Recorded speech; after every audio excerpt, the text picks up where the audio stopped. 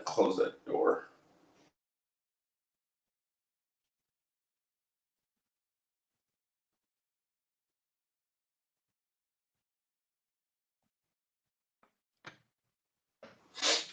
Oh yeah, I forgot to ask. How's your week went so far? I've just been busy doing work. Um, yeah, campaign's keeping me busy, which is nice. It's good to be busy, right now and not think about what's going on out in the world. Yeah. Well, it's either try to find your best way to avoid it and get your head off of it for the moment, or immerse head first into it. And I guess I'm kind of. It depends on the day. I always pick one day to completely just like not do anything of real relevance. Like, of course, I got to watch my team creep out with a very, very close victory, but losing our starting quarterback. So, Oh, so you're a Chiefs fan? yes, so my heart's beating out of my chest a little bit with that game. But a guilty pleasure I will disclose now that I see people are starting to file in. Um, there is this one comedy show which I like to watch. It's a guilty pleasure, I admit. It's called Superstore.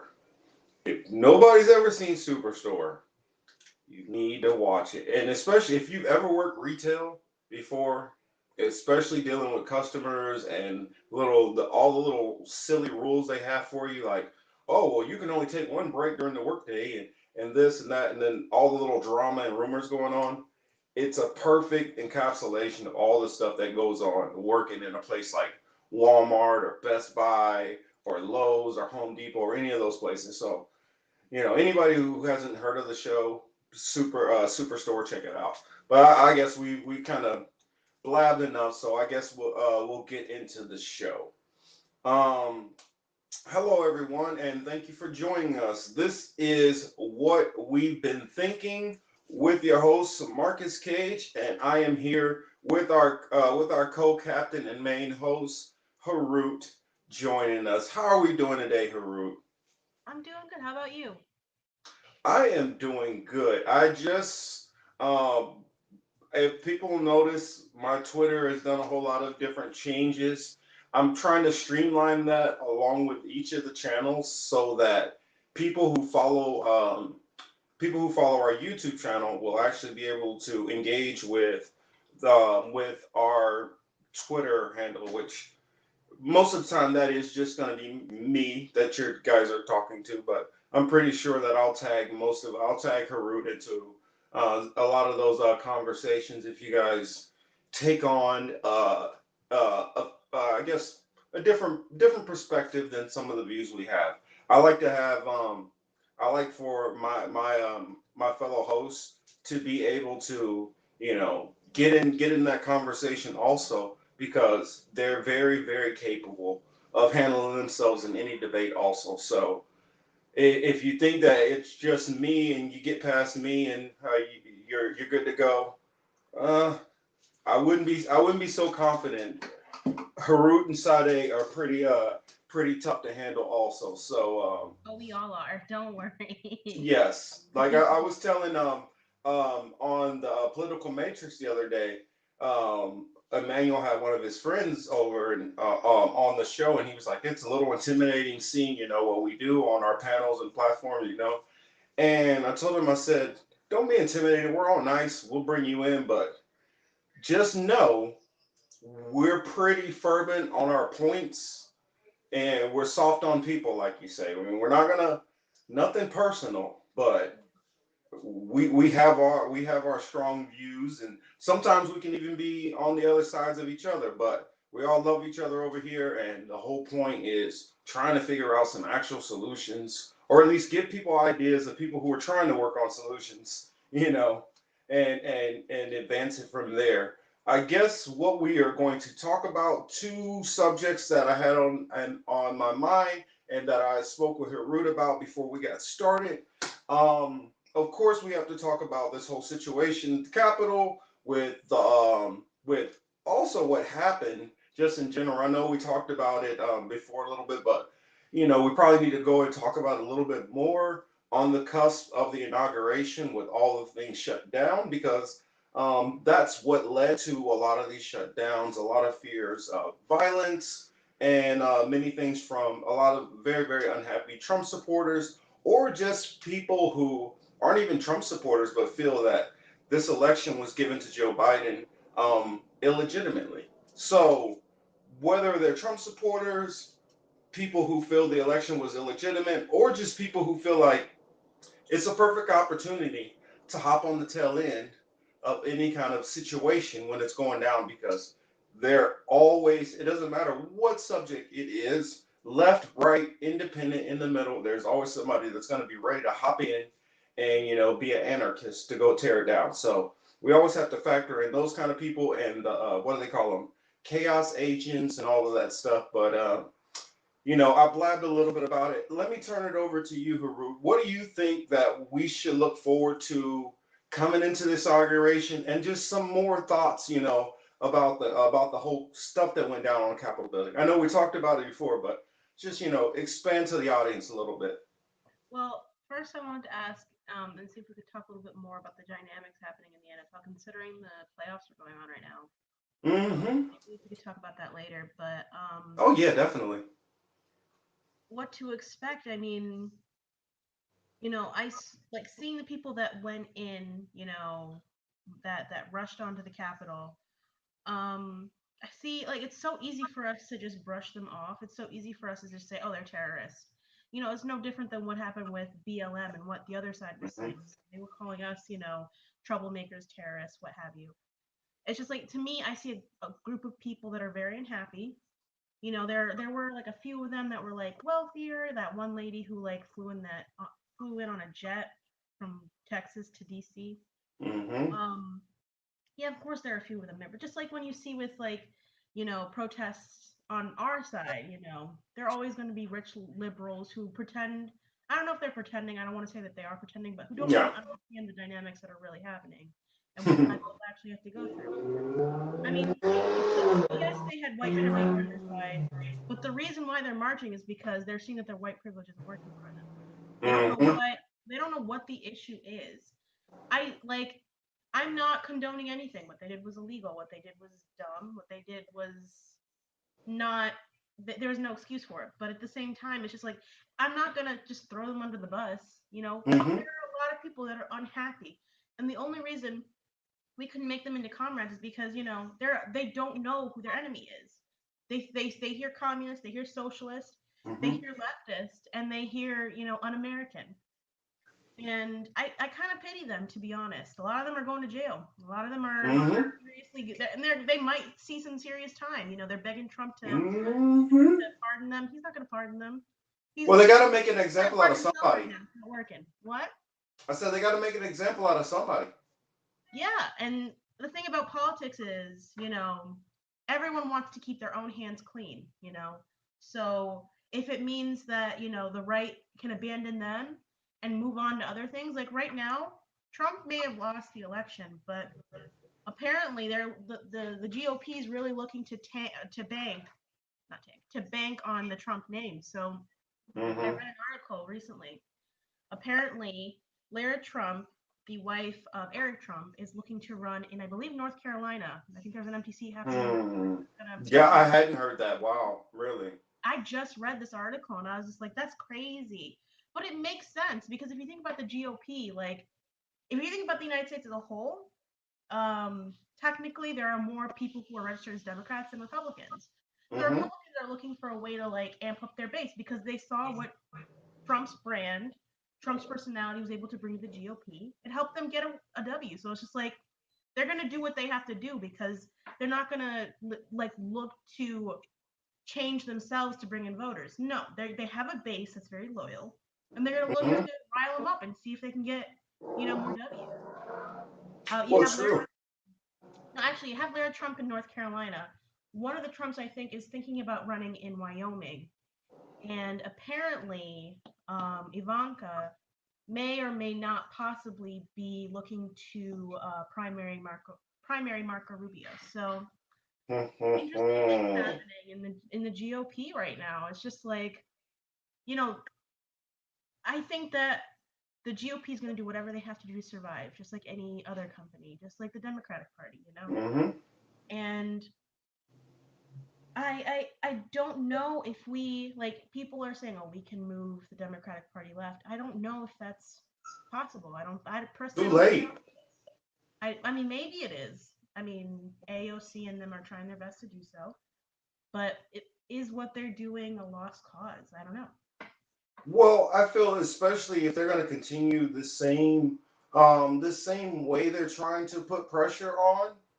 If they're going to continue the same approach, then they're going to continue to get the same results. So if you're going to, hey, AOC and a couple of tweets here and there, and then when one person decides to call them out that they're not following through with things or at least just fighting, we're not saying that we even expect that they were going to flip enough votes or anything. It's just a fight, and if we don't even see the fight, then why would we have confidence? And that's my argument to a lot of these people. They say, oh, well, Biden, he's in there now, so what we'll do is we'll do this and we'll get him to push left. Well, here's the thing. The moment that he got your vote, your leverage was gone. Yeah. I mean, you can probably get some pressure on a certain senator or congressperson, with a whole bunch of phone calls and a bunch of people protesting them and phone calls and all that. But it doesn't work with the president. President's he's in his motorcade driving right past all the protests. It's 1,000 miles away for him. He's not gonna see any of that. He's not gonna hear any of the phone calls.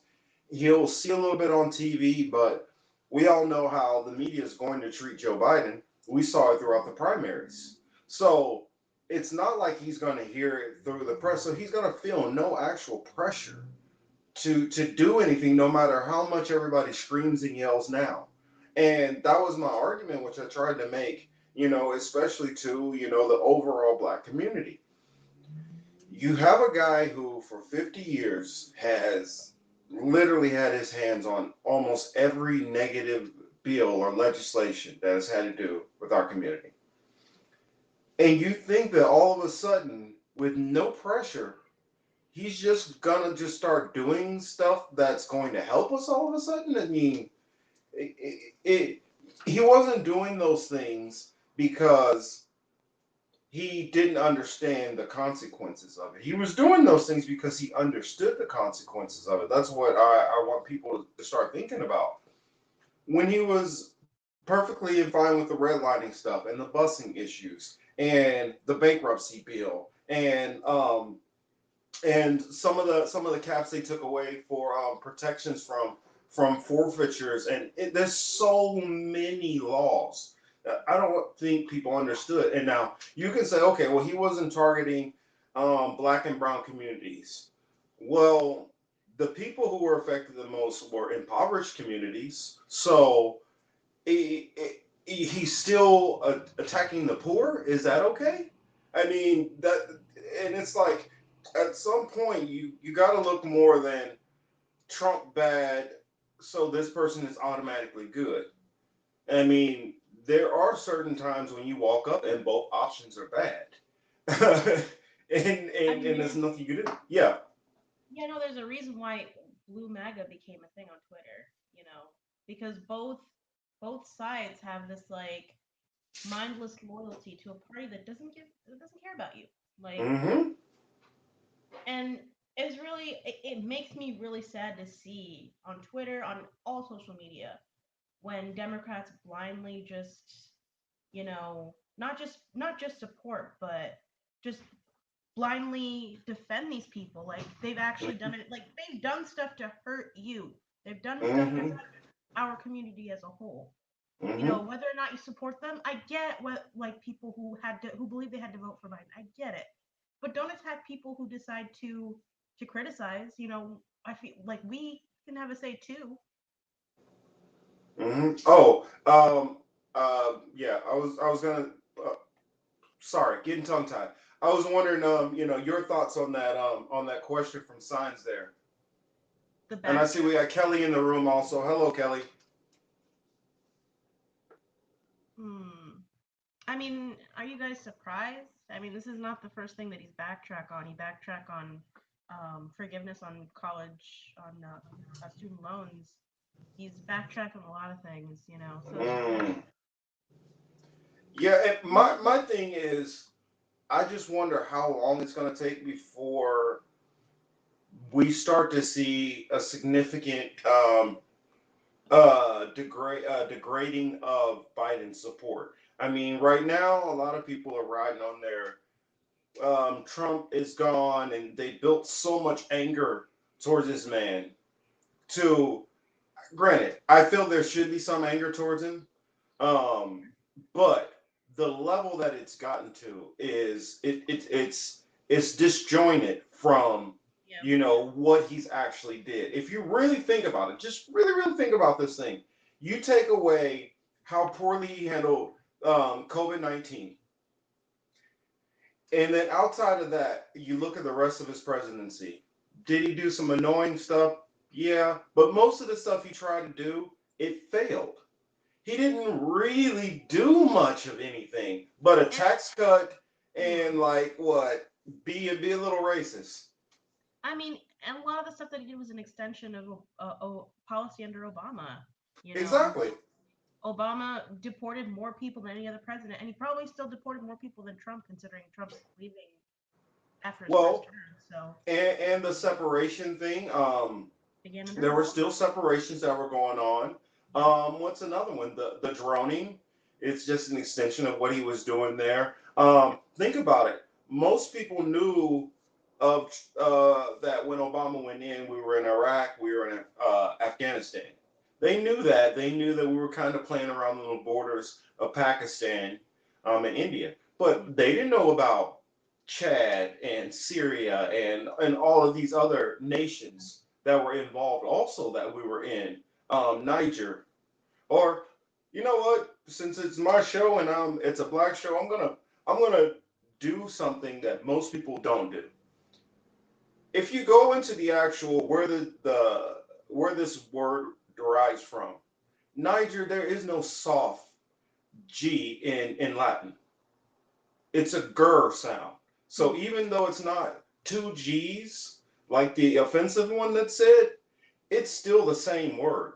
It's still the same pronunciation. I mean, when Africa was being cut up, we didn't like. It's not like, they picked new names. A lot of that stuff, a lot of the borders in Africa, a lot of the names that Mm-hmm. countries have are left over from colonialism. Yeah. Well, if you look and you start looking into the etymology of a lot of these names, like I just thought, start thinking about it. When we say East Indians or even West Indian, in actuality, I'm like, can I find a better term because they're offensive? Um, Indian actually literally means savage. So they're saying Western savage and an Eastern savage.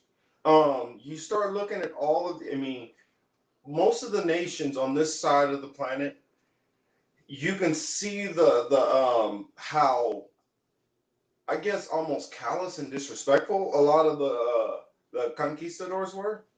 Um, like the reason why Puerto Rico's called Puerto Rico, or even well, and I'll explain. Puerto Rico actually means in Spanish port of riches. Yeah. They were literally finding babies sitting there playing with rubies and big chunks of gold. And so even though the people were willing to share it with them, they decided to beat them, rob them, rape them, enslave them, Yeah. literally sometimes enslaving them and leaving their kids, 4 or 5 years old, completely left by themselves, orphaned. I mean, when you go and then when we think about that history wasn't that long ago, really. If you think No. about most of these major nations, how they all rose up was literally off of this one thing. Yeah, I know I kind of drove us into a little side conversation way It's off, but relevant. It's it jumped relevant. on my spirit in the moment when I start thinking because it kind of pisses me off some of the names. Even Jamaica, the name Jamaica means something like blue waters or something like that. Like all of the names which they were naming these places were all for the resource that they were taking out of it. They were taking riches out of this port, and this other port, which is like there's other ones which are named after like trees and stuff like that for the wood that they were taking away to build ships. Um, and then the the uncomfortable one to say, nigger. Let's go ahead and say what it really is. Nigeria, all of that, all derives from the same thing. That's what they were calling those people.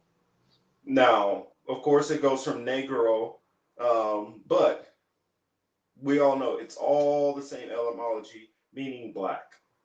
That's I what it just means. I don't, it's very difficult to undo the influence of colonialism. I mean, Mm-hmm. it like, we see, what's going on in Africa and we think, "Oh, well, why can't they get their shit together?" I mean, how are they supposed to? They've been ravaged for centuries. I mean, they're still being ravaged. They're not colonized anymore, but corporations are still going in there and taking their natural resources that are worth billions of dollars, and they're taking them for pennies. And still sanctioned from multiple nations. I mean, a lot of times we only think about when we sanction a nation. Some of those European nations will decide to sanction them also. Yeah. So we don't even, as Americans, we don't often think about how the stuff of colonialism it's not something that's just, oh, that was off in the past. If you steal a ton of resources and build your whole network, I mean, like if I start naming every all the top say blue chip corporations, I probably can maybe say 15% of them has not gotten its start from slavery. All of them have made their wealth that way, and then I when mean, you start seeing it only over look and over and back. over. I Well, here's something I used to think of, and I used to make this argument mean, when they would talk about the Civil War. People would say, with the Civil War, it was kind of going out in the North because of manufacturing. Well, do you know why it was going out because of that manufacturing? Because of those very slaves decided to start creating things so that they can get themselves out. They knew that was the only way they were going to get out of slavery is if there was something else that could do the job better than them. So they created their inventions. Now, how would a slave who supposedly doesn't know anything and they come from extremely primitive backgrounds, living out in the sticks, supposedly, how are they creative enough to figure out inventions and open heart surgery right after they get out of slavery and all of these things like that? If they were, yeah, that's going into another subject. I I mean, will leave that for later. slaves themselves were creating things as well. It's just that slaves couldn't hold patents. I mean, the guy who invented Mm-hmm. I think it was the bed frame, was a Mm-hmm. slave, but his master took the patent and he took the profit.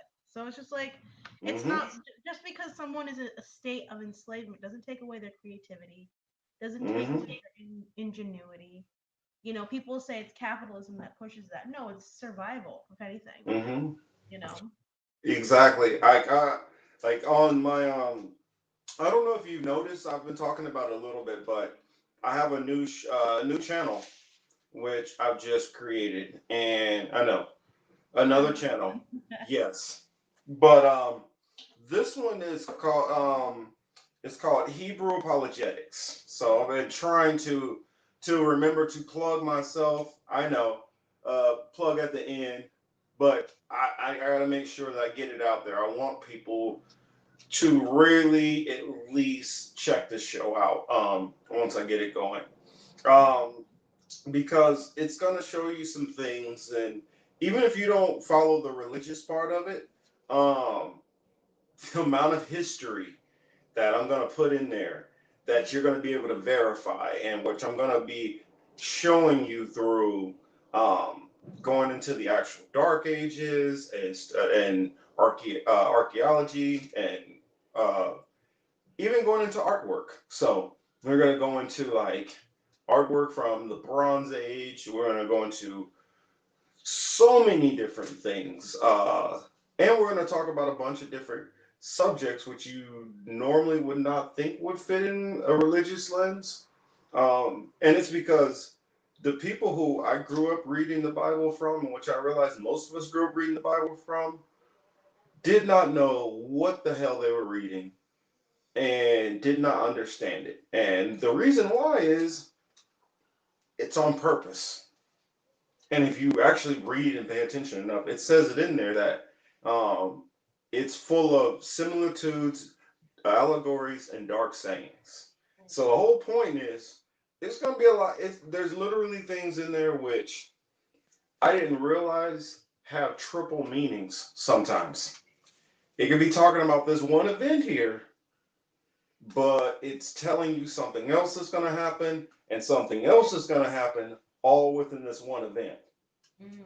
And the only way you start breaking it down is when you get a little bit further through some of the, like maybe you go to the whole next chapter. And in the next chapter, it'll start explaining all these other things that are going to happen that didn't happen at that first time. And so you're able to say, wait a minute. And you go back and look in history and you're like, okay, well, this did happen, but all of that stuff that it says here, all that didn't happen. And then you look another 200 years later to that same area and you see all of this stuff that said that stuff all matches.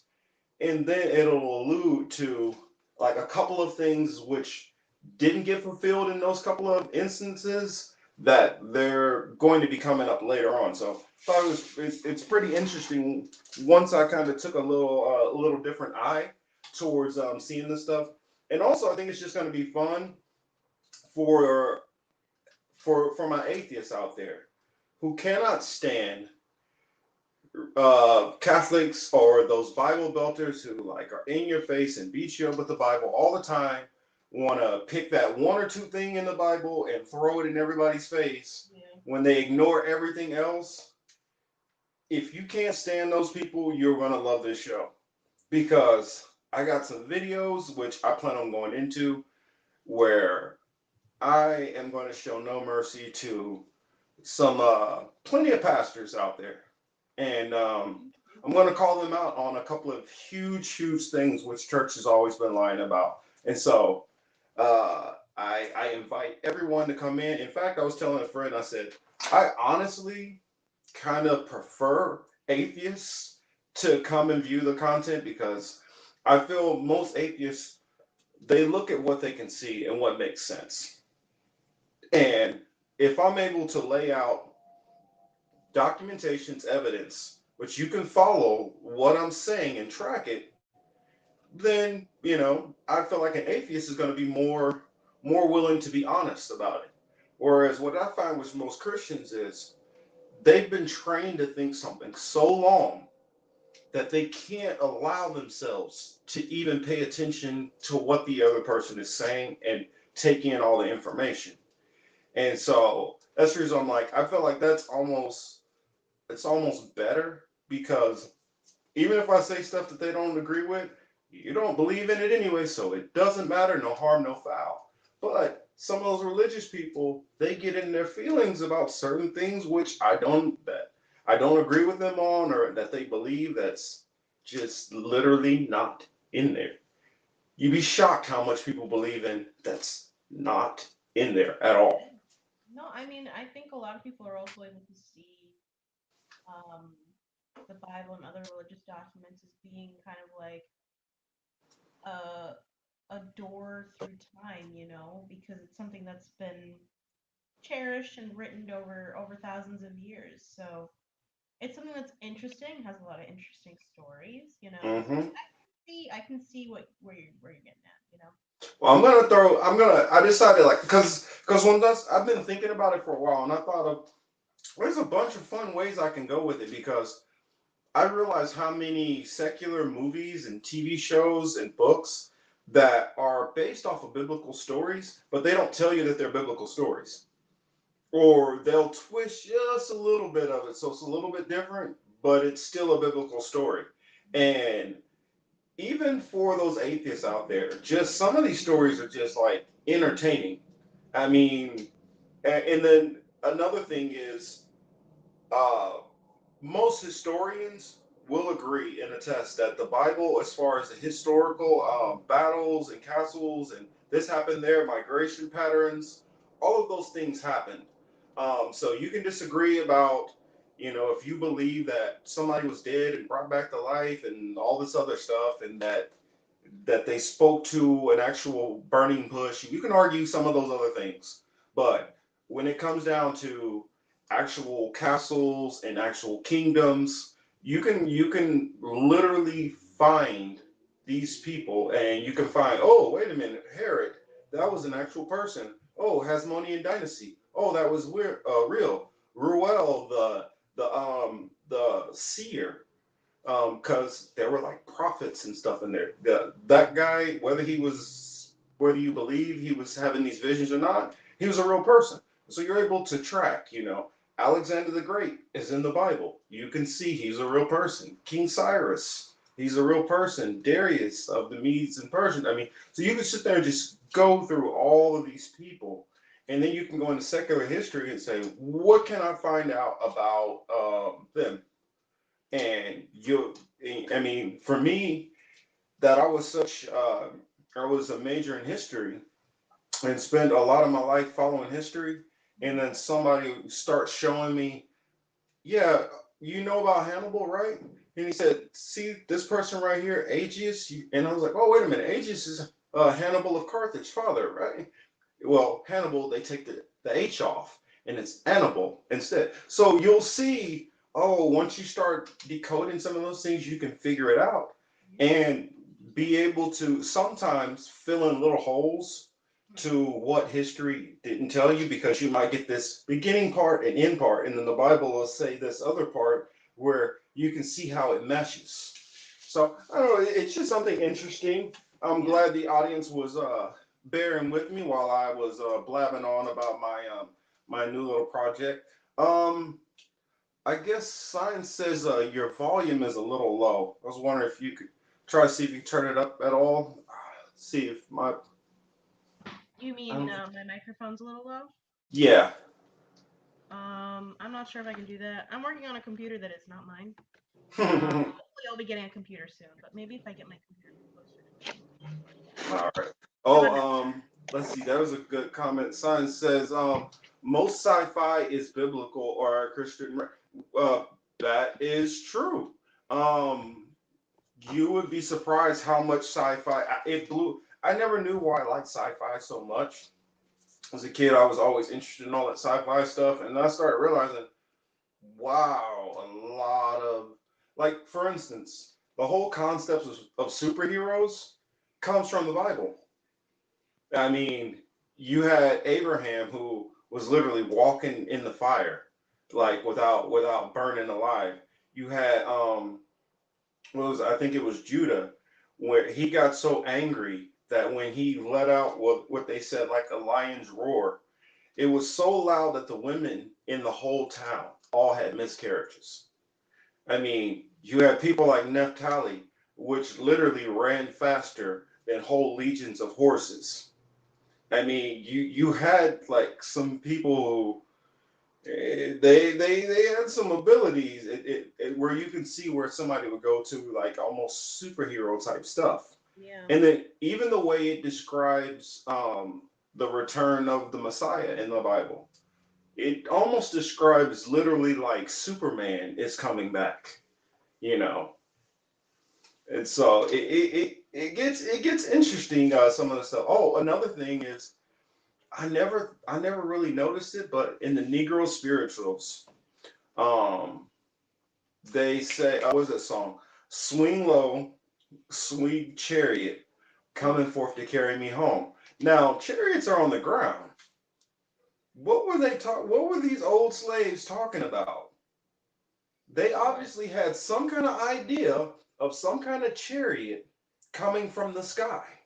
Mm. Now, when you read in the Bible, it talks about that when the Messiah comes back, he will come back in chariots through the clouds. Revelation? Hmm. Hmm. And so when you start reading some of these things, you're like, wait a minute. Now I see where they get all these like where they came with the idea for spaceships in the first place, or even trying to Oh, fly in the first place. Yeah, I didn't really think of it that way. Hmm. Yeah.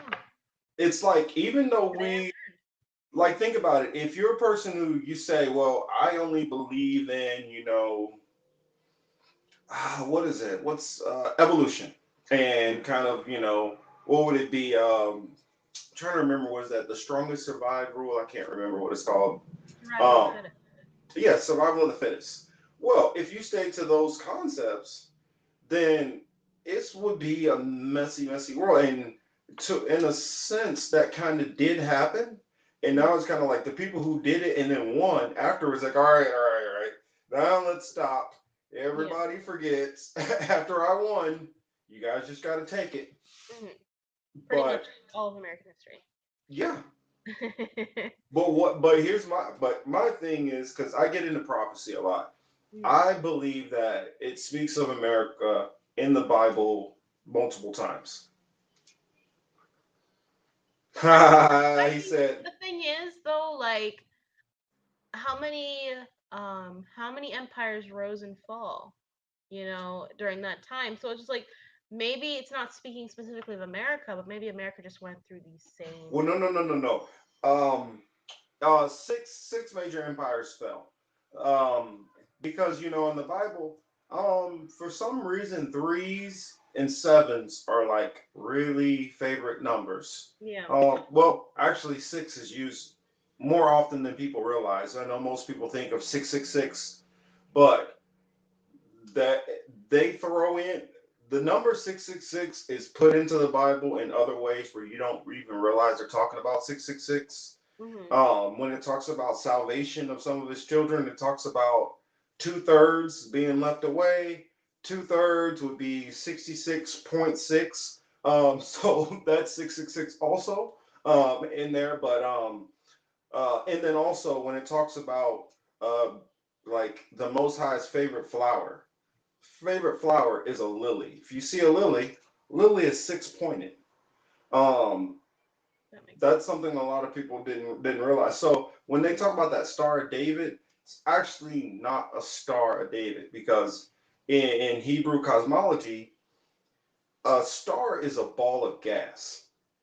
So it wouldn't have points on it. And back in those days, they wouldn't have imagined them with points anyway.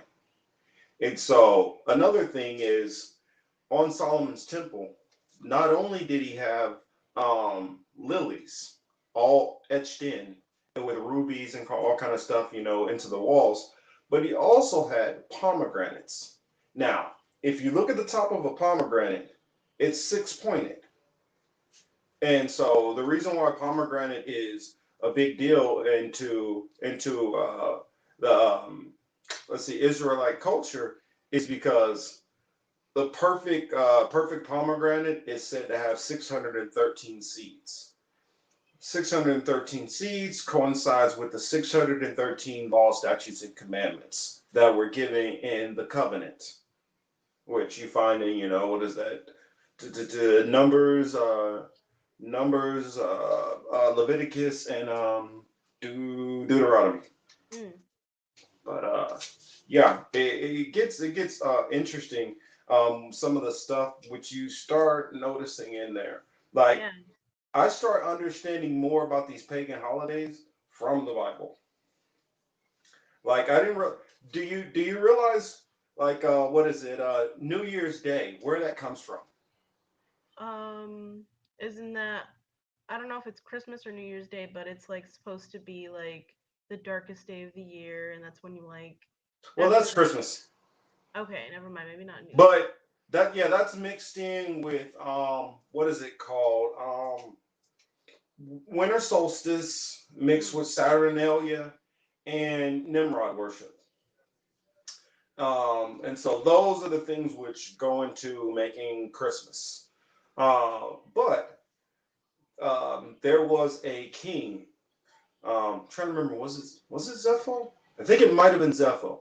Zepho was a king who was, I guess, the brothers of the Israelites, and Mm.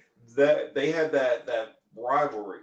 And so there was a let's see, a never-ending hatred Mm. of its brother side, the Israelites. And so Zepho, his family line, ended up going into Rome and staying in Rome. Well, merging into the Roman Empire, he changes his name to Janus. Janus is when we're celebrating, New Year's Yeah. Day, we're celebrating Janus or Zepho from the Bible. Interesting. Mm-hmm.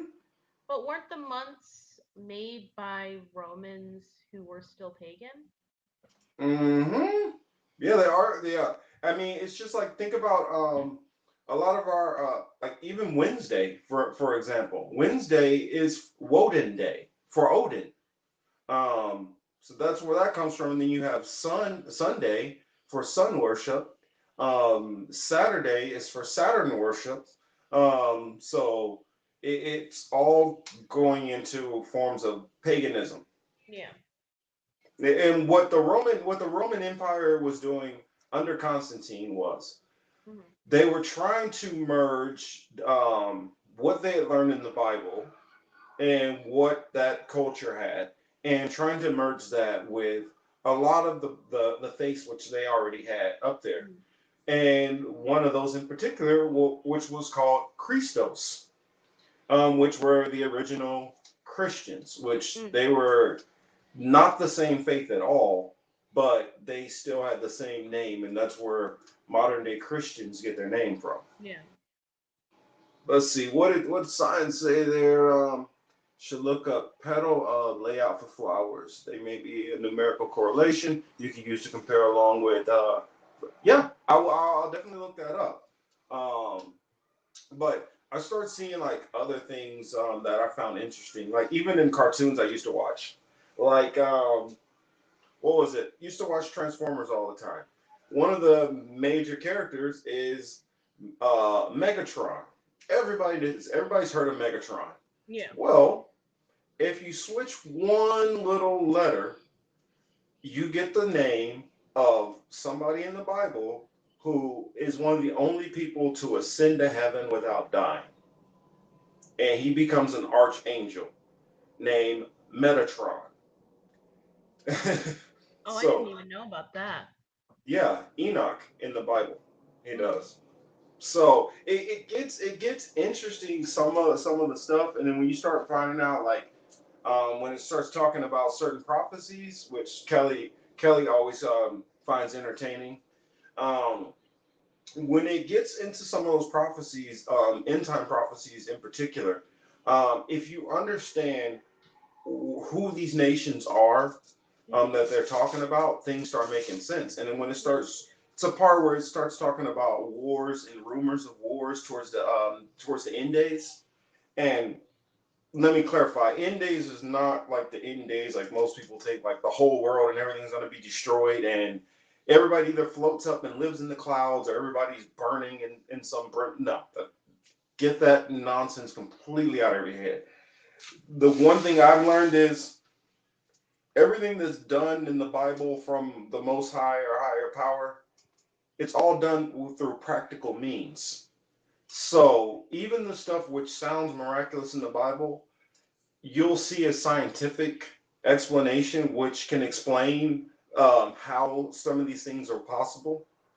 And then you start realizing, oh, okay, there are rules to how things are done. It's just not like, this big hand comes out of the sky and just does this or this or this.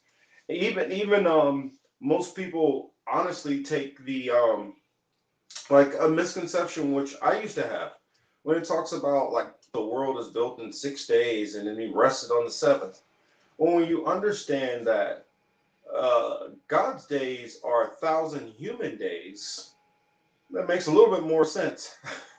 Yeah, I can see 6,000 years, stuff starting to form. That makes a little bit more sense. Well, for me, I mean, you know, I I I think that I follow more the findings that say that the world was made in what 6.4 billion years, something like that. So like how at the same time how would they have known that? Exactly. Yeah.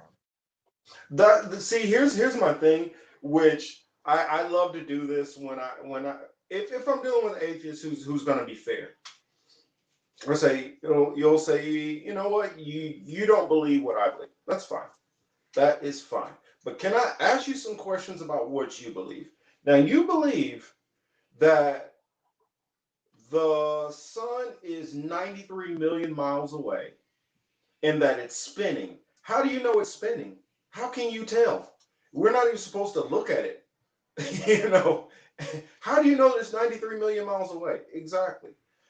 Another thing is, how do you know how fast any of these things are spinning? You can't land on them. Nobody has gotten to them, so how could you measure it? Well, I mean, they know what the speed of light is, so they can compare that to like. Well, they say they know the speed of light. They're just giving a guesstimation that we've all kind of just accepted because I none of feel us like are they've been smart able enough to to challenge calculate it. it. I think they've been able to calculate it actually, and they've been able to measure it with certain like they have really precise instruments. Like I didn't study physics. I didn't. I mean, I did study physics, but like I didn't study it like professionally, like in college. I went to the few classes, but some of the instruments they use are really, really precise to a point where I'm gonna admit I don't understand them. I'm gonna admit that.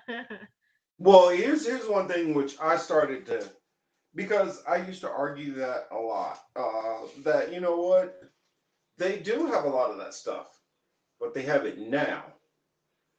They didn't have a lot of that when they came up with these ideas or these theories. And so I wonder how were they calculating it back then? It's just like this is one thing which has always bugged me.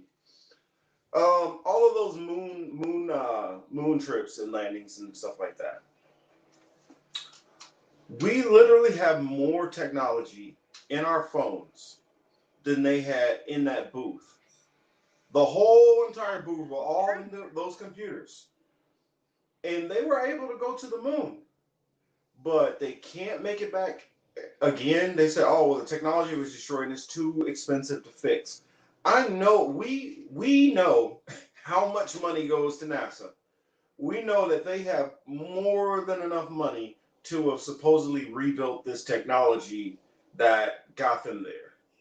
Well, I mean, the thing is, when they were doing that stuff, they were in the middle of a space war with Russia. So they had something to motivate them. Now, a lot of stuff that NASA does is also related to the military. A Or lot of stuff that they do is mainly like it's military stuff. So, or a good reason to lie.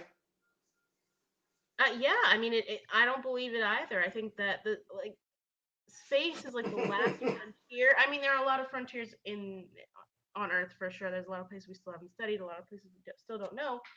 But the one thing that really hurt us, I think, was kind of uh, ending not ending, but like really defunding our space program. We learn so much from what the military and from what NASA is able to discover, and it's just all that's unless it's useful to the capitalist system, they have no interest in investing in it.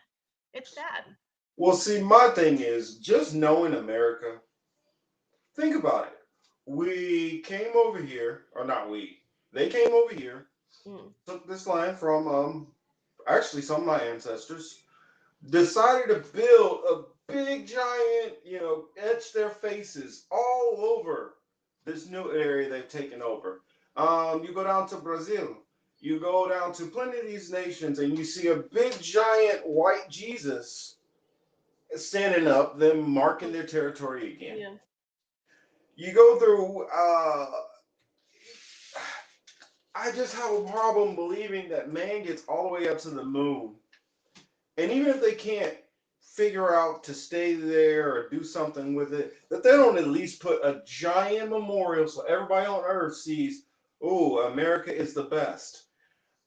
I have a hard time believing that they were like, you know what, we're going to be modest now and we're just going to put a little tiny flag and we'll keep it Sure they moving. had plans. I'm sure they had plans to do more, but when the Soviet Union fell, it's just I mean they had already kind of, you know, um, spent less on going into space for like before then, but once you lose that motivation to do more, and you have more of a motivation to line your pocket, like that's the thing that money is king. Cash is king. So you know what I Well, mean? what about those whatchamacallits? What about the astronauts? Those astronauts that supposedly died, I think it was not The 13. Challenger, that one. Yes, on the Challenger. Mm. And they're all walking around alive afterwards. I have not seen that. I will Um, show you it. I have, oh my goodness. One of the ladies is like at Harvard now. She's still a professor. I think I have a hard time believing that, considering that the world watched them blow up on live TV. And thanks, Jack. Jack wanted to say hey, he was stopping in, and wanted to make sure to say hey before he went over to Slow Day News. Make sure to tell Steve what we said, what's up over there, and that Okay. we love what they're doing over there. But yeah, I mean, when I saw that video, I was like, well, I mean, because the one guy was like, oh no, that was my twin brother. My twin brother was the one that was on the craft, and he's the one that died. And nobody knows any record of him having a twin brother. And then you have that one who was the professor, Hmm. and then you had like, I'll just have to show you. It's like they literally approached like six people who were on that craft and showed that they're all still alive. I don't know. I mean, unless I see multiple sources, I don't tend to, you know, connect Mm-hmm. with ideas. Well, that's my thing. The reason why I honestly even start going down on this road of any of this stuff. I mean, literally a year ago, I was arguing with plenty of my friends, telling them that they've obviously lost every bit of sanity that they've had. And I start realizing that, well, maybe they're not entirely crazy. Mm. Maybe there are some things to be skeptical about. Maybe I need to take a little bit a deeper look. And I just see some things which it's some glaringly just like really that's like for instance one of the pictures which it showed of like I guess that rover which it landed, and I'm like, Mm. that thing flew all the way through outer space. That thing made it. I mean, when you see like it looks like it literally has just like aluminum foil around the bottom of it, and it lands, and these are supposed to be the thrusters. Now, I guess as a kid, I wouldn't have thought of this because I hadn't been around, big machinery and stuff. When I was in the military, and we do CAG arm, D arm, and what that is, that's putting missiles on jets and taking them off. Yeah. When you're around those afterburners and you know how hot that is, and you see like for instance the F-18 Harrier, that one has capacity to turn its propulsion downward and vertical takeoffs. Well, that thing, it scorches everything up under it. I mean, completely scorched. And I'm like, I how I the mean hell did that thing land with fiery thrusters? There's no burning, anything around it, and it looks perfectly clean. Not even the dust, no dust like settled on top of it or anything. It's like that. I'm like, are these hoax pictures or is it? I'm like, these are the real no, I mean pictures. there's logical explanation. You also have to take into account that the atmosphere on the moon is much different than ours. You're not going to just get dirt flying out and then settling like immediately. The gravity is different over there, so it probably scattered in a way that isn't equivalent to how it would settle on Earth. Is pretty much. I mean, there's Well, a that's the what thing is I found. I found the myself computer. having to do a lot of that, No, I mean trying to make. you have to think about computers themselves are man-made, and while they didn't have the same computer you know technology that we have today, they were able to compute a lot of things in their mind that compute like the same computations that we do on computers. they were doing on pen and paper, and it's amazing. I think it's a feat of mankind, if anything. But one thing we got to remember though, when a lot of that program was going on, most of those people, those engineers, were only like 30s and 40s at that time. I mean, Those same people, a lot of them are only like 60, 70 years old now. if they were And 30 to they're 40, not that's that enough bright. time. That's enough time to get a PhD. Like it's enough time to like Well, I'm saying, not is just that enough that. time for them to lose all of that knowledge that they had to pass on to somebody else? I mean, they don't have to. That's what universities are for. That's what like they have all this stuff written down, and people who are better at math than I am. Oh, people who are better than math than I am understand it, know what happened, know how they did it. You know. Do you see this comment right here? Okay. Signs likes to put some fun ones in there, so I like to pop them up every now and then. Kelly is she says, I work for a physicist at the University of Chicago, including one that spearheaded the rover missions. They are up there. Yeah, I still don't trust them or believe them. But I believe this whole world is set up by liars. So, I mean, it is, but some things can be proven by people who understand the sciences at least. Like well, my science background is weak. I mean, I do have a little bit of a very little bit of a science and math background, but yeah, I mean, one thing I used to do is I used to say, you know what, I don't know very much about that stuff, so you know what, I'm not going to question these people, even stuff that doesn't make very much sense. And then I started realizing, you know what I am good at? hmm One thing which I got a lot of training in the military. I'm good at looking at things and making judgments on them. Now, I'm terrible at doing it for myself and saying, you know what? Like, for instance, if it's like, hey, I got this friend and he maybe had a little bit buzzed, or should I spend my last couple of dollars and hope that I can get the Uber? Yeah, I might not make the right decision on that. Get the Uber, not have enough cash, or take the wrong, you get what I'm saying? But yeah. when it comes to looking at other things, because I've learned to start taking a more critical look at things versus how I used to look at things. Before, I gave so much benefit of the doubt to so many things, and that's what I start realizing. Um, I mean, it's not if about giving the benefit of the doubt though. It's well, like well, for me, I'm kind of convinced about it because I did study that stuff for the longest time because I wanted that. Well, I didn't want it, but like people said I should be a doctor, so I studied biology. I studied physics, chemistry, what have you, and like being able to take the perspective that that education gave me, it kind of makes sense, like we give too much credit to computers because we created computers, like our intelligence created this. Our intelligence is what created the cameras and computers that we're using now. mhm. Don't overestimate their power. You know, Well, because what one thing I we really don't understand is how the human mind works and how we were able to get to this point. How did we go from our little bit more primal ancestors to where we are today? You know, like it's really a feat of human ingenuity, I think. but see, that would be part in having to buy into a certain amount of things to kind of get you to that level. Like, I don't believe we came from a primitive ancestor. I I believe mean, that. even if you don't believe in evolution and stuff, you Oh have to no, not at admit all. you have to admit that we're human. We were hunters and gatherers originally. We Hmm. went out and we hunted our food. We went from that to being farmers and being people who raise livestock. And think about how we did that.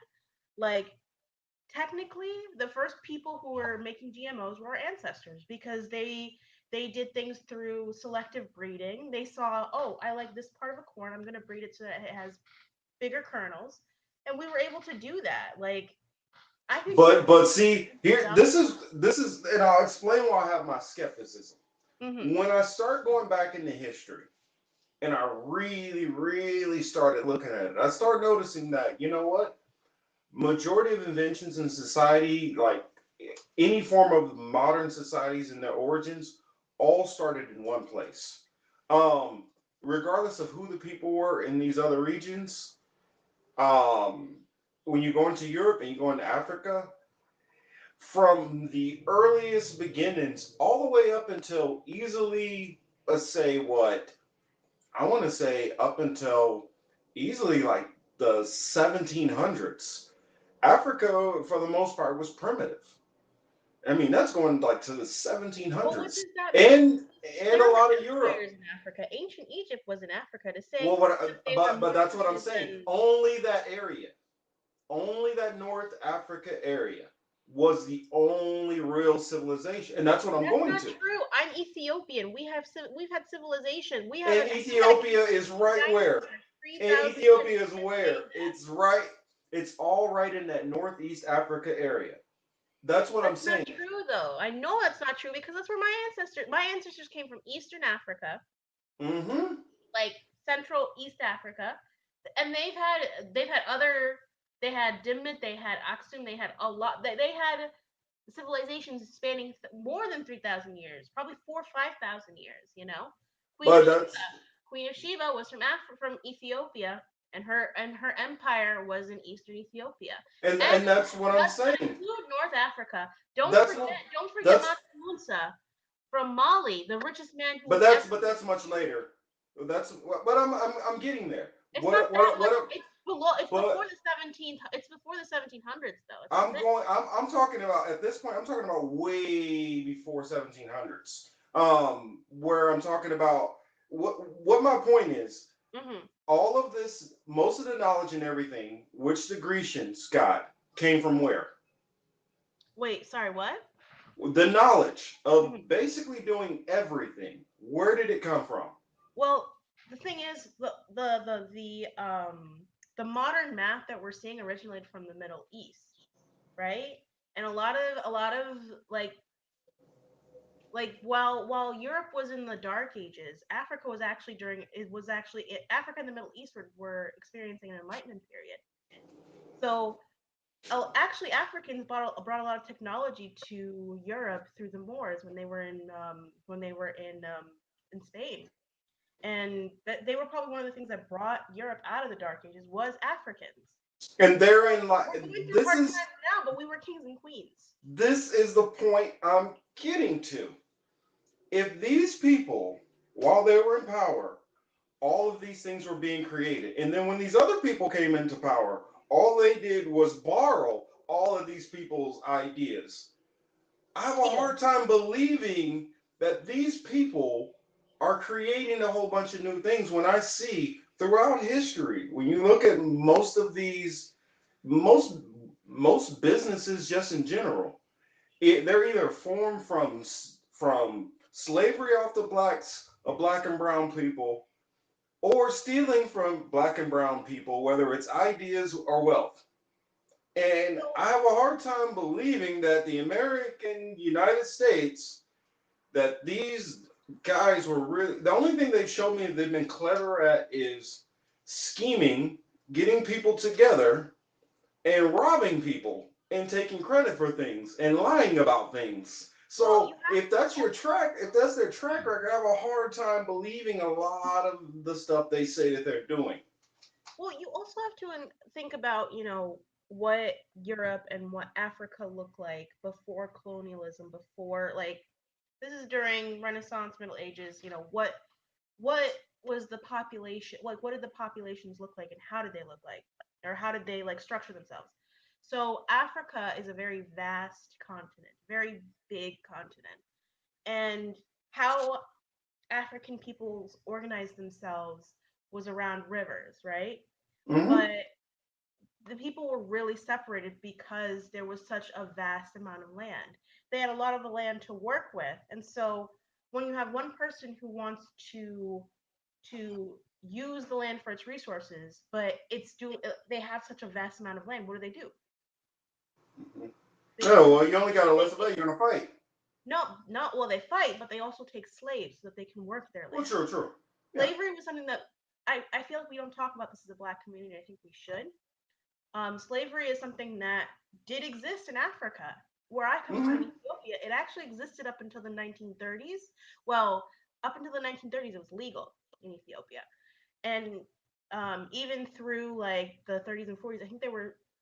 From what I've heard from my family, there was still slavery going on in Well, Ethiopia. there was still slavery in Brazil until was he 66 or 67? But was it legal though? Was it legal Yes, slavery? yes, legal. So yeah, I didn't know. I didn't know about that. I thought they abolished Hmm. slavery in like late 1800s. But in Ethiopia, Mm-mm. it went into it. It was abolished legally by Haile Selassie in like the 30s when he like first Hmm. came to power. But it's See still what? because how governments work in Africa, Hmm. they have most of their power centralized in the middle, but it doesn't reach out to like the rest of the country until later on. So you know, Africa was and Africans and black people enslaved other black people. They got them through war, through pillaging, Well, yeah, I and then mean, they took them and well, and that's enslaved them. and that's But where we like, get in trouble from American lens because we just see it easily as well, black people are enslaving other black people no, instead of it's not that simple. No, it's not that simple. exactly. White people created chattel slavery, which was like Hmm. how black people That's were where enslaving white that's people where is it one became thing. It was different. not as brutal. It was not based off of like the color of people's skin. It was solely based off of warring nations going to other tribes and kidnapping people. Maybe there was a weird superiority complex between them just because, oh, I conquered you, whatever. But Hmm.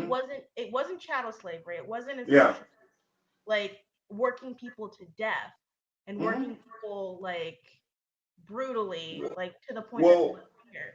It and was mhm. sorry, go ahead. Oh no, no, no, no, you're right. I was going to throw in also there was one European nation that I do know of that they had slavery, but you had the ability as a slave to become free and even be able to rise in leadership within the ranks. The Vikings, Well, I mean, you could be a slave as a Viking and then eventually become a leader. A lot of people don't know that Vikings weren't all typically white skinned people. There were a mixture of different hues within the Vikings. It wasn't just like the Scandinavian like traditional what we would think. Kelly asked, prophets in the Bible own slaves. Yes, they did own slaves. I mean, there Um, were rules for owning but slaves in the but Bible. it was a different, completely different relationship. Also, another thing that was different was it was mostly tribe to tribe. And so if your tribe had a beef with this tribe and you lost, you ended up in servitude. And that wasn't okay. Now we're going to strip away your name and your culture. And now, eventually, when it became the European countries, that's what they would do when they would enslave. They would say, "We got to strip everything about you knowing who you were, and that has to go away." And then try to break you down to your base level to make you one of them eventually, so that your children's children either become one of them or stay a slave to them forever. Well, And never become one of them because they saw us as inferior in every way. well, what I'm saying is, even when they did it to other white tribes, they would break them because there were times where some of the because a lot of European history is confusing because they give everybody the impression of how things looked during the Renaissance period, where it was basically predominantly white. And if you go into the Dark Ages and Bronze Ages, when you had the Moors, um, and you had the Carthaginians, like the Carthaginians had Portugal and Spain, and big chunks of Italy and France also. And then you had on the whole other side, you had the Etruscans, you had the Minoans, you had the Thracians, and all of these were darker complected people who were ruling in that time period. And it's kind of like after the whole, I guess what 70 A.D. days, which most people know about in the biblical days, those Romans lost power, and then you had the rise of the Moors. And then when the Moors were defeated and kicked out, and a lot of those people thrown into slavery and sent to Morocco and all of these places like that, then you had the Renaissance period, and that has been basically what we've been living in since. You know, what I mean, over I don't know what? if you can say I don't know if you can go that far because it feels like we've devolved from since that kind of Hmm. because they rely a lot on intellectualism and they rely a lot on Great comments there. What Thomas had there said Europeans didn't invent most things. They just borrowed or stole ideas and inventions from other cultures around the world. They innovated the inventions from earlier cultures. And that's my point. What I was saying about Kush is if you really just do say how far would it be to drive from Kush to Egypt? It's not that far. They're not that far apart. And they're just on the other sides of the aisle. One's a little further south. But they're really, really not that far away. And what I'm saying is, if you look at the biblical story, it dealt with all these handful of nations that are, yeah, maybe this one might be a little bit further over towards Jordan, and this one might be a little towards that way, towards Turkey. But it was all, most of all of this, these kingdoms and rulership, whether it was Cush, which people don't realize, Cush is Ethiopians, which was a mighty dynasty. well, Um, Kush I think is actually it's south of Egypt. I think it was part of Sudan. well, in the Bible, They're called Cush Kushites. is Ethiopia, but at that time Ethiopia had a much larger landmass, so it Oh, encompassed all of it. It encompassed that northern part and a little further south. So that's where I'm saying if you go back to biblical, like how the land was separated, they were a lot closer towards each other because that northern region. Um, but even but Ethiopia back then, like how the Bible just like Ethiopia is a biblical word. It comes from Greek. It means sunburnt faces. mhm. But in the Bible, like they incorporated all black people under either Cush or under Ethiopia. Well, the Bible doesn't. Historians did. Early historians took everybody who had dark complexion and they automatically considered them Cushites. And that was where the mistakes came in because you could have been from you in that time period you could have been from Ethiopia, you could have been from Egypt, you could have been from Israel, you could have been from Persia. You could have been from a ton of different regions, but those earlier Caucasian Europeans, they knew was a, I can't tell the difference. So Kush is the empire that was the most dominant empire at the time. So we'll just say they're all Kushites, and that's what they did. They just it's kind of like saying you see one Hispanic or Latino person and just say, "Oh, he's a Mexican." That's kind of exactly what they did. They just called everybody the same thing.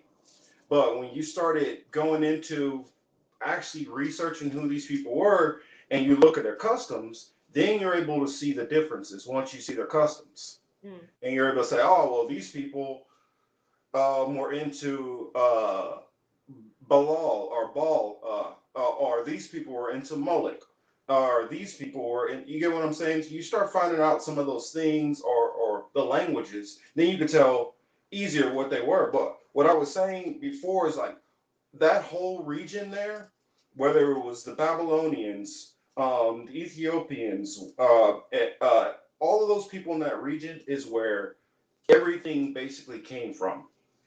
And so Alexander the Great stole a lot of everything that he got, and then the Romans and what is it? Flavius Josephus. It's considered extra biblical sourcing. It's kind of more of a history book, not going into any biblical stuff, but it talks about the sack of 70 AD, and it details like all the stuff that they were just stealing and taking out out. And so it's letting you know that's where they got a lot of their ideas and understanding how because some of those books would have had how the government was set up, who's the leader of this, court systems, and that's where they got the whole way that they handle law and everything. It came from taking it from all of those cultures. Yeah. I mean, I was kind of like going like on a tangent about, how Europeans kind of became like their survival really depended on going out and Mm-hmm. pillaging. I mean, they're like how many Europeans do you hear about You hear about the Gauls, you hear about the Huns, you hear about Romans, you hear about people conquering other places. And mind you, I mean, there are people in there were kingdoms in Africa that were conquering. There were kingdoms in Hmm. Asia that were conquering. But if you really think about Europe, you know, Europe was this like really small continent, but it was also really densely populated. So it made sense why people were constantly warring, constantly like trying to get the upper edge. Yeah, yeah. Hmm. A lot of what we see is modern math started in well, a lot of what we see as like our current numerical system came from the Middle East. Hmm. Yeah, that's true. But you know why they call it? You know why we all call it the Middle East now, right? Well, I guess something that Europeans probably did. Yeah. Exactly. What they did was the Suez Canal. When they put in the Suez Canal, it split that landmass. And then there's like, well, technically this is kind of Asia, but kind of Africa, so so we'll just call it Middle East. Yeah, Yeah, up until it's a that time, it was hodgepodge. always North Africa. It's just a hodgepodge of northern Africa and Asian countries. Like it's not even really a Well, it's not a mass within itself, you well, know. I mean, I will say this vaguely, hoping that censorship doesn't mess with me too much, and hopefully other people can pick this up. Um, how can I say this the best way? If you want to say that you're from a certain region, and people would look at you crazy if you said Africa, makes it a little easier if you start calling that area the Middle East instead. So it comes a little bit more vague. If I start telling people, hey, I'm from China, born and raised, I'm 100% Chinese, I would people would look at me a little strange. But if I said I'm from, the South Pacific, that kind of can go through a little easier. You get what I'm saying? And so that's a similar reference to why they decided to change that little area there. It's so I mean, that. Mm-hmm. we use like all the naming systems we still use and we talk about, were technically created by Europeans and white supremacists. So if we want to get rid of all of the colonial influences, like where do we even begin? You I can know, tell you exactly where. we have to like rename everything. I, And I I'm got it. not No, saying no, that's a no. bad I can thing. tell you just one. If you do this one, if you made a push and everybody said, we're going to make a push on this one thing, they would hate it. All of them. Oh yeah. This one thing, and it's little. It's something that it really wouldn't even make a big difference. But this one thing, this is how you would see the white supremacy because they would resist this so hard. Say, you know what? Well, in the Bible, we already know what Jesus looks like. So, can we completely get rid of the white Jesus in all churches, everywhere? Cancel white Jesus. He needs to go. His image actually comes from Caesar Borgia, which was Pope of the sixth, son of His the like sixth son or Pope. something. Yeah. Yeah, I mean, the guy was a complete, cretin. I mean, slept with his sister, was killing people, had like a love triangle with Leonardo da Vinci and Michelangelo. I mean, I think he killed his mother too. This dude is just a hot mess. I mean, And this is a guy which the Roman Catholic Church decided to put out and pretend is Jesus. You know, I mean, I mean, and in fact, you know what? Just for fun, I could pull. I was just going ahead and pull up that verse right now and read it. I could do it off the top of my head, but we are going to read it. That way, you can hear exactly what it says and know that I'm not making this up at all. When it talks about his image, hold on a second. Revelations 1:13. According to Bible Ref. Yeah, shush, shush, shush. I don't need you to talk. Okay, and I will read it. This is in the book of Revelations, Revelations first chapter, 13th verse. And it says, in the midst of the seven candlesticks, one like unto the Son of Man, clothed with a garment down to the foot, and girt about the paps with a golden girdle. His head and his hairs were white like wool, as white as snow, and his eyes are as a flame of fire. Now that dude don't have fiery eyes, so that's kind of a scratch already there. And if you really look what it's talking about, it's because he drank a lot. So the reddening of the eyes when you drink. Um, it said, and his feet like unto fine brass. Everybody knows. Anybody who wants to be honest, brass is a derivative of brown. It says, and so I'll go back and read that again. And his feet like unto brass, as if they burned in a furnace. Now, that dude don't look like he's brown burnt in a furnace. Mhm. Also, you can go into other. I believe it's like Daniel. It's in like Daniel 5 or whatever. And then that one it goes into his legs and his arms. And so it says the same thing. I mean, even when you talk about if you read God's image in the Bible, it says he has hair of white wool and skin of a sardine stone and a jasper stone. If you look them up, they're brown and a reddish color. So a brownish reddish complexion. I mean, but the I guarantee you start telling those churches, oh, we need to pull this down because even according to your Bible, that's nonsense. That's bonkers Yeah. that he will be. And so, but then you have to start thinking, well, if Jesus isn't white and he's a what, then what color are the rest of his people? But that I'm saying, and on my show, we're gonna get into that. We're gonna get deep into that subject on Hebrew apologetics. So, you know. I mean, I think for me, if we're Hmm. going to talk about, um, you know,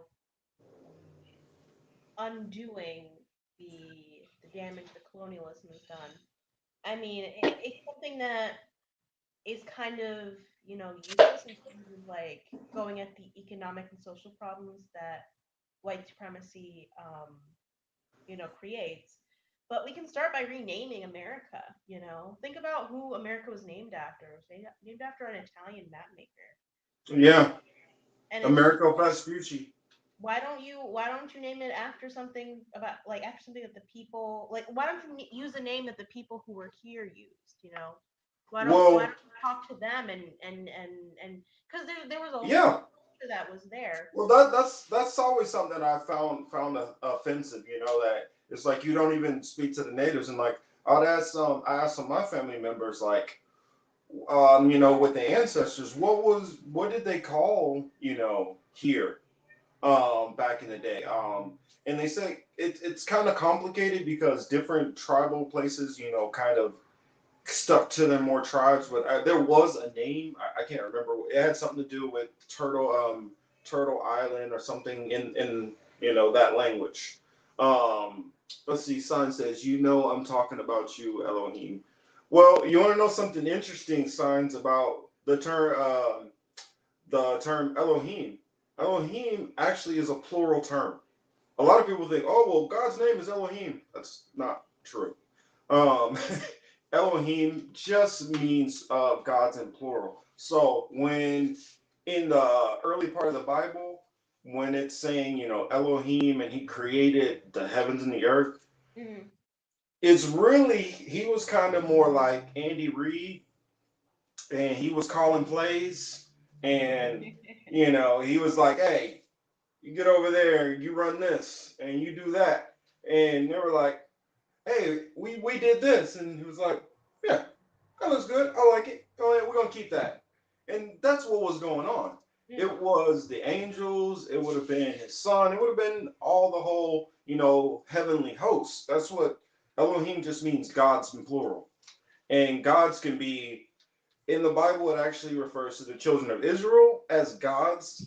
Um and all the way up to most high God. So but each God is not the same level of God. It's kind of like calling a person a Lord, a man, calling a man a Lord. That would just be giving him a high level of respect. That would be the same thing as those men who are referred to by that term.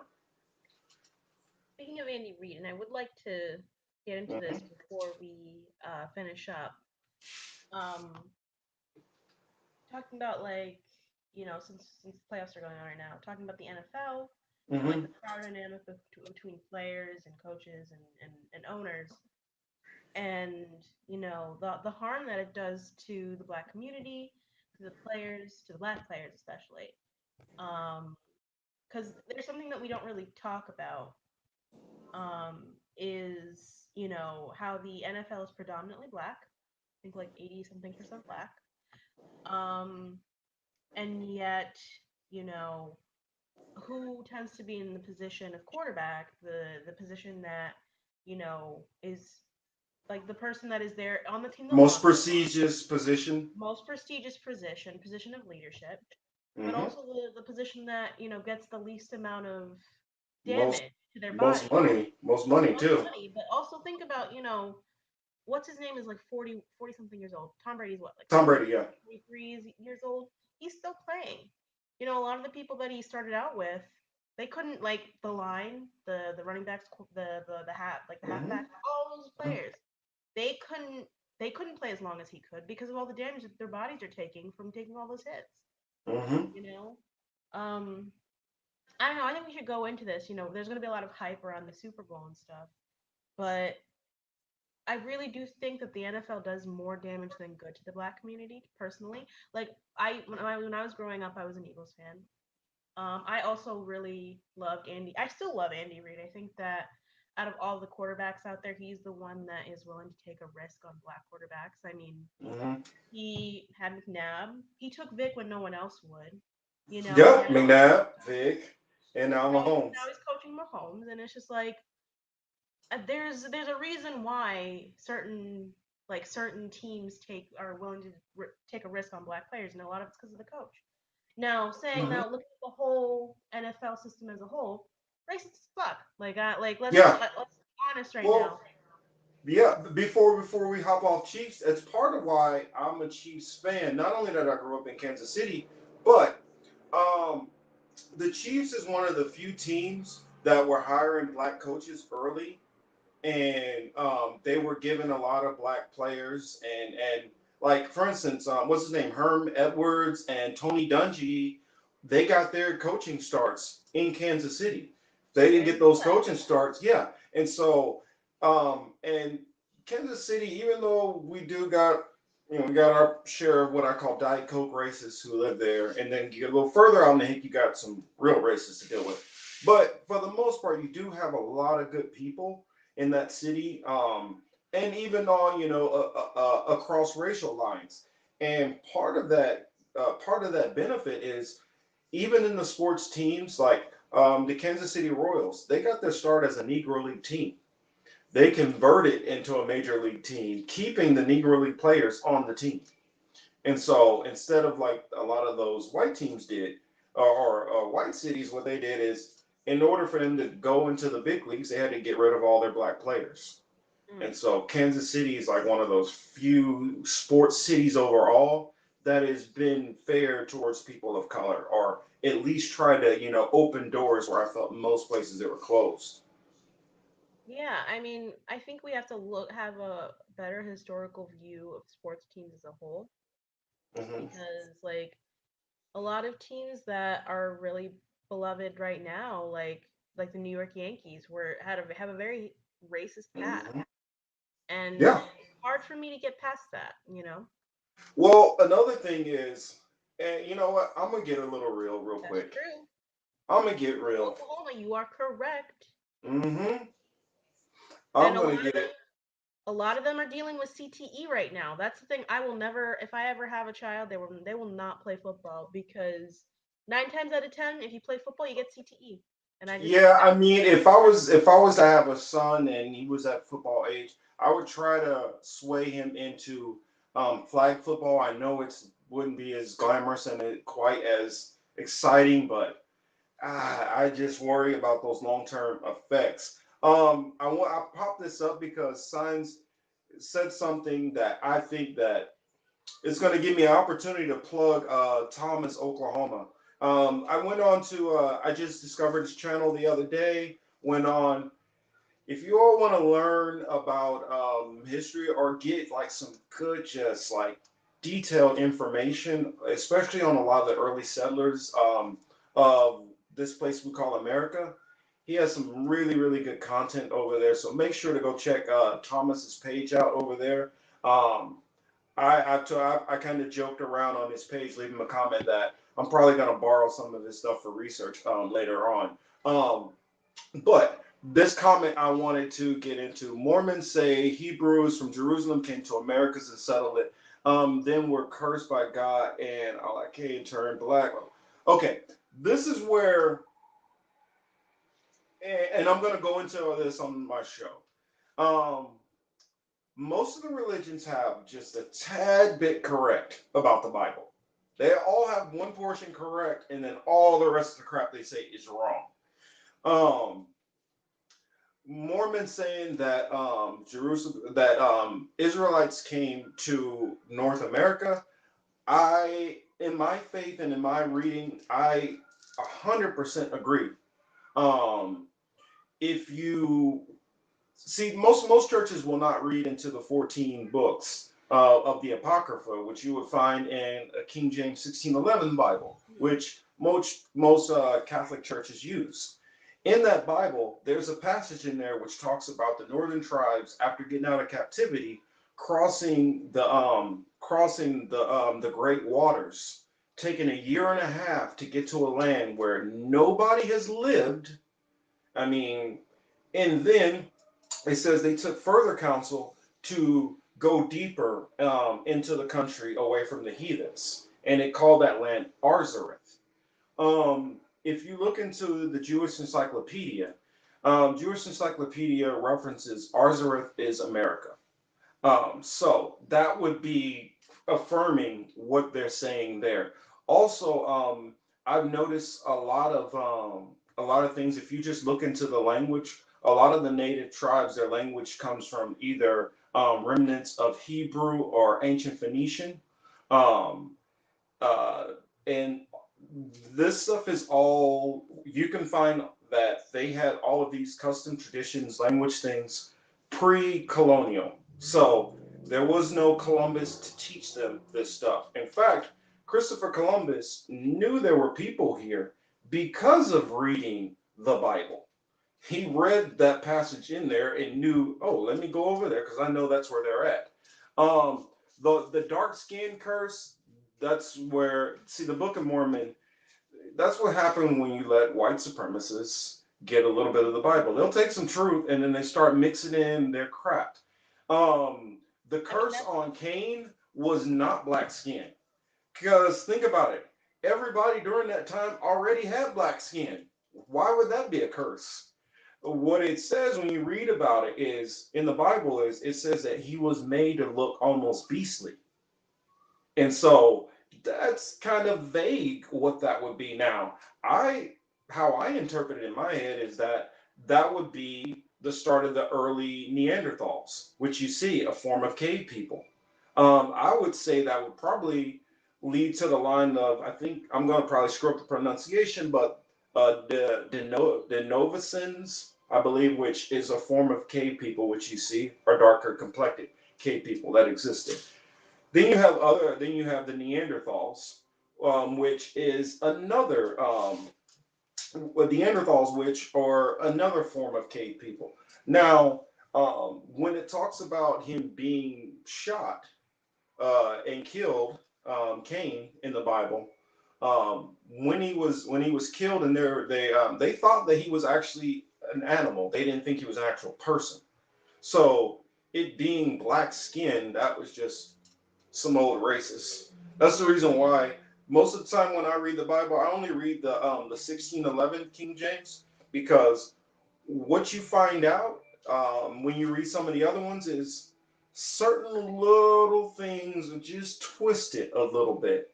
And if you look at when they were written, it makes sense. A lot of these things were written in the 1800s or earlier than that, 1800s and 1700s. So that's going right in the heart of the transatlantic slave trade and doing a whole bunch of etchy stuff. So any I mean, passages about Mormons. slavery, you might want to try to etch them and change them and make them a little softer so it doesn't look as bad on you. No, Mormons didn't even allow black people into their church until like what, the late 70s, Oh because they yeah, want to lose their tax exempt status. So it's just like, yeah, yes. I They feel like just got to the point where they're starting to get the stuff out of their literature because it's still in some of their literature. But I mean, they're just getting to that part. They said he did refer non-whites as cursed dark skin. Yes, he did. And I'm like, well, that tells me that the Book of Mormon goes against the Bible because the Bible actually says the reverse. The Bible actually refers to white skin as a curse, and it refers to there's two different types of curses of leprosy. You have one where it can be spots, it can be hair changing a blonde or a blonde color, or and that's considered the unclean leprosy. Then you have the other leprosy where it says where leprosy covers the whole entire body. That's considered a clean leprosy. So you're still clean, but you're considered having leprosy. Marcus, I have a question. Hmm. For Mr. Oklahoma, what is his username? Because I want to find him. I've been looking him. I've been trying to look him up right now. I can't find him. Well, I don't have him on Twitter. I'm talking about on this YouTube channel. Ah, okay. Never mind. Yeah, his I'll look YouTube on channel. YouTube then. Hmm. Or if nothing else, if you forget, just remind me, and I'll send you a link to his channel. Yeah, sure. Because yeah, as soon as I found his channel, I hit the subscribe, click the bell. Anybody that's going to be as diligent and their research, and because I know what it takes to put out like an hour long straight content of historical content. It normally takes four times that amount more of research to put it out. Yeah. So anybody that loves history to that level is going to go to that research. That's a brother or sister after my own heart. So always hats off to them. And by the way, Thomas is a new subscriber. So very happy to have him joining us. He just I believe started following us a couple of days ago. So yes, and he's following on both channels. And eventually, Thomas, you'll see Harut. I'll bring her over to the political matrix and get into those third rail crazier ones. But today, I didn't really. I only had like two subjects I kind of really wanted to talk about. And then with Harut, it's fun to just kind of throw some topics out there and us just bat them around. And Mm-hmm. so sometimes we're gonna have some shows where we're just letting it flow, and hey, whatever comes to us, that's what we're gonna talk about and have fun with it. And then other times when we have more news going on, of course, it's gonna be a more traditional go through the news format. Um, I was wondering, I see, I think like the Salem witch scandals. But well, the Salem witch trials happened for real. What people don't understand is the Roman Catholic Church, the brutality that they show to. Now they say it's anybody that's not a Christian. It was anybody that was not Christian and white. It didn't matter if you were so-called black, if you were native, if you were Asian, it didn't matter. If you were not white, you were, I mean, the Pope, gonna get this right, not a king, the Pope actually put it out that you had the right to rape, rob, murder freely. And they actually told you that not only was that not a sin, but you would be blessed by God if you went out and slaughtered anybody who didn't want to convert to Christianity. And if they were non-white, you can enslave them and take every single thing they have and enslave their children perpetually forever. And so that is how majority of these European nations actually got any money, wealth, power, and why they control everything to this day. They all decided to get together, pick one region, start attacking that one region as a whole, move on to the next region, like hornets. As they build their wealth and wealth and wealth, they would keep on doing that over and over. And then sometimes what they would do, like what they did with the Zulus, is they gave the Zulus weapons and money to go and track the tribes that they wanted to enslave. And so they would have them do some of their dirty work for them. That's where But modern anthropology comes from, actually. exactly. And when you start understanding, when I started understanding that basically the Renaissance period, what they really meant by rebirth, that was really like the white people have been like, you know what? We've been at the bottom for a while. We've been subdued. These black people are ruling everything. When we get in power, we are going to strip out any knowledge of them running anything that they, because what a lot of people don't know, even like a lot of those kingdoms in England, those were black royalty who were there. A lot of these castles and stuff weren't built by the people we think built them. A lot of these times when we see these shows and these Vikings and these all these so-called savages are attacking these royal families, a lot of times if we really understood what was going on, we realized that those were black or darker people in the inside the caves. I mean, inside the castles, being attacked by white people. And when they took over, they just pretended as if they've always been there.